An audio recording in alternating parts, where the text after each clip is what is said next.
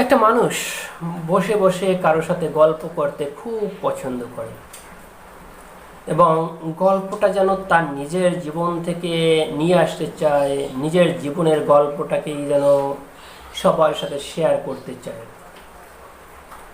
কিন্তু আপনি কি একবারও চিন্তা করেছেন গল্পের সৃষ্টিটা হয় কোথা থেকে?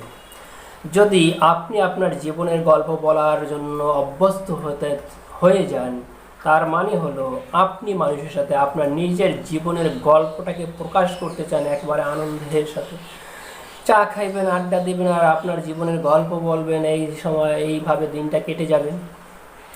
এরকম যদি থিঙ্ক বা থট অথবা থিম আপনার ব্রেনের উপর চেপে বসে, তাহলে আপনি মনে করবেন আপনি একটি ব্যর্থতার দিকে এগিয়ে যাচ্ছেন।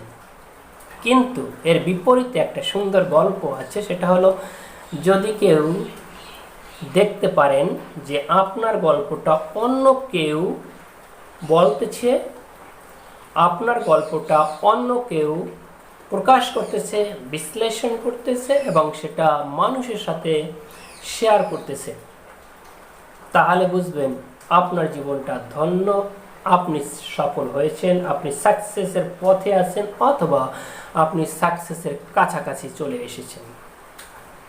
এজন্যই আমি বলতে চাই, নিজের গল্প নিজে বলে সময় পাস করার, টাইম পাস করার মানসিকতা যাদের আছে তাদের মনে করতে হবে হয়তো আপনি ব্যর্থ হয়েছেন অথবা ব্যর্থতা আপনার কাছাকাছি চলে আসছে, সে কারণে আপনি অলস সময় কাটানোর চেষ্টা করতেছেন, এই একটা বিষয় হতে পারে। অথবা আপনি নিজের হৃদয়ের প্রশান্তিটাকে নিজে নিজে উপভোগ করতে চান, সে কারণে নিজের গল্প নিজের থেকে প্রকাশ করতে চান।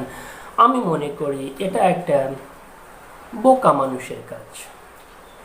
বুদ্ধিমানের কাজ হলো সবসময় নিজের গল্পটা সৃষ্টি করা, সেই সৃষ্ট গল্পটাকে অন্য মানুষের মুখ থেকে প্রকাশ পাওয়ার যদি যোগ্যতা অর্জন করতে পারেন, আপনি বুদ্ধিমান, আপনি পারবেন, আপনাকে দিয়েই সম্ভব, আপনাকে দিয়ে অজয়কে জয় করা সম্ভব।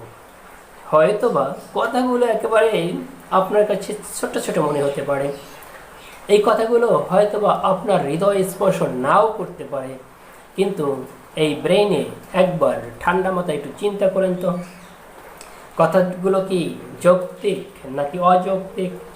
আপনার হৃদয়ে ইনফ্লুয়েন্স কি আমি সৃষ্টি করতে পারতেছি নাকি পারতেছি না?